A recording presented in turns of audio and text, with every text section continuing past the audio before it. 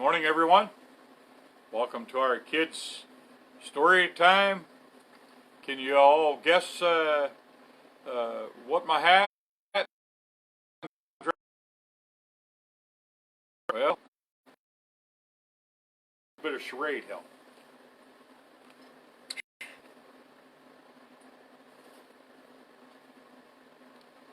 Yep, making cookies in the kitchen. No, I'm sorry. That's the wrong answer. No, fishing. How many of you raise your hand if you like to fish? Yeah. I like to fish when the fish are biting. But boy, it can be really boring.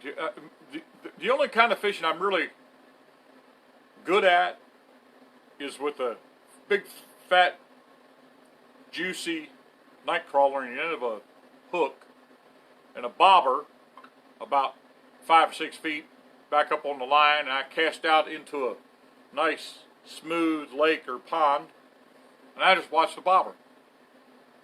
And when the bobber goes under, I give that pole a little jerk and try to hook that fish, reel him in, nice and easy.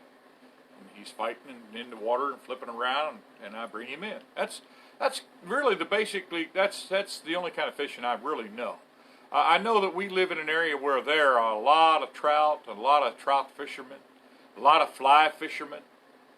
I did have the privilege of going fly fishing back up in the mountains. I went with Mark Sturgill from our church, and he's a good fly fisherman.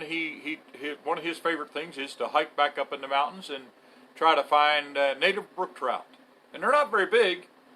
They're rather small, and but if you catch one, you've got a trophy.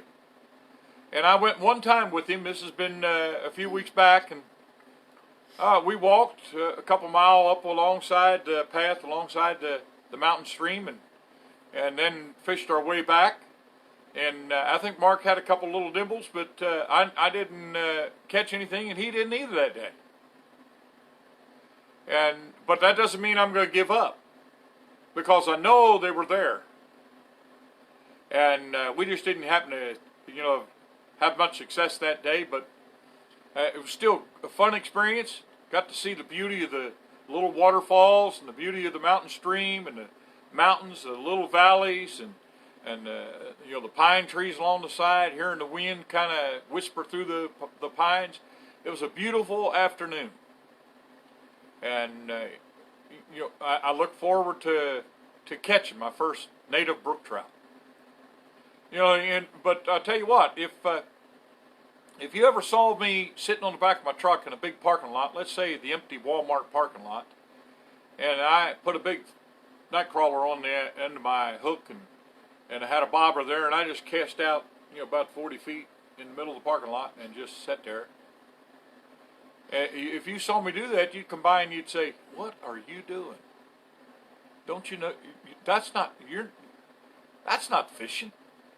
And I'd say, "Well, hey, I've got a hook, I've got a pole, I'm dressed like a fisherman, I've cast out. I think I'm a fisherman. I think I'm fishing." And you try your best to explain to me, that's not fishing. You see, I might be dressed, I might look like the part of a fisherman. I might have a good bait out there, but if I'm in the middle of the parking lot. When Jesus was alive, some of the religious leaders, they had a problem with Jesus. They didn't like it because Jesus, they said, he hangs out with publicans and sinners. Jesus was fishing. He was fishing. He was the bait that was on the end of that hook was the love of God. Jesus went around constantly telling people, "Oh, you ought to meet my Father." That was his attitude, because he loved his Father, and he knew his Father loved mankind, and so he baited people with the love of God. And Jesus demonstrated that love of God towards people. People loved him. They wanted to be around him. Jesus was fishing.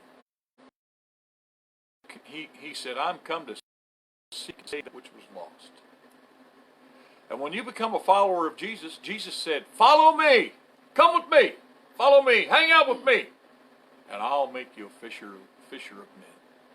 I'll show you how to fish for men. Mark Sturgill, that day we went, I had never been fly fishing before, and so I forget if the line was lime green or bright orange or something. It was different from the usual fishing line that seems to be invisible. Mark was flipping that pole and doing all kinds of things, and that line was just I've seen pictures of it.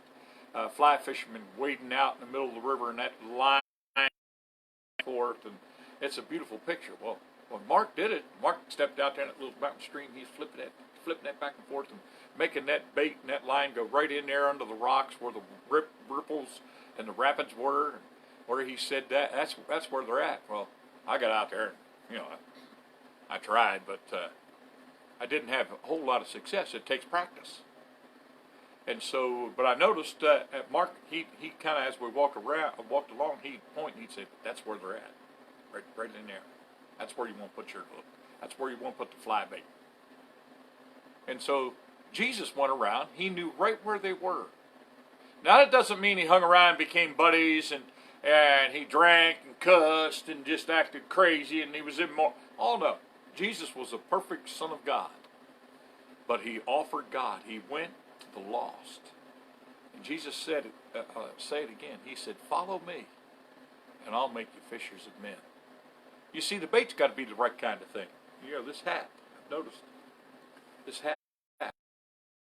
I'll move.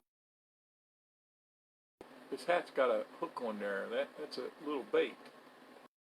Yeah, it's got to have the right.